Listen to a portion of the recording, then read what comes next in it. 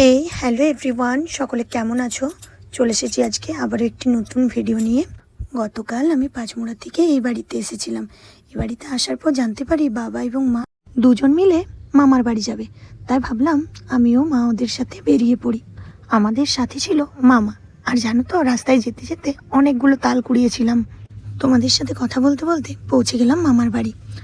তারপর ওখানে খানিকক্ষণ বসে সবার সাথে গল্প করে গিয়েছিলাম বড় মামিমার বাড়িতে বড় মামিমার সাথে দেখা করতে।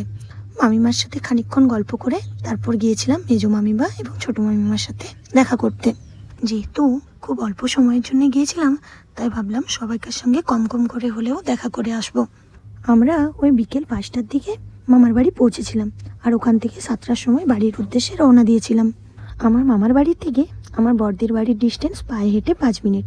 তাই ভাবলাম এসেছি যখন বড়দির সাথে একবার দেখা করেই যাব। ওখানে খানিকক্ষণ গল্প করে আবার ফিরে আসি মামার বাড়িতে। ফিরে এসে দেখি মামিমা তালের বড়া বানিয়েছিল। তালের বড়া খেয়ে সবাইকে টাটা করে বেরিয়ে পড়েছিলাম বাড়ির উদ্দেশ্যে।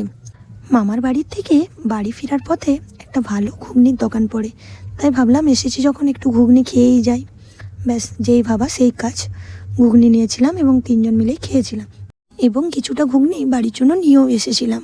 ব্যাস, তারপর 3জন মিলে গল্প করতে করতে বাড়ি ফিরলাম। চলো, সবাইকে টাটা। সবাই ভালো থাকবে, সুস্থ থাকবে।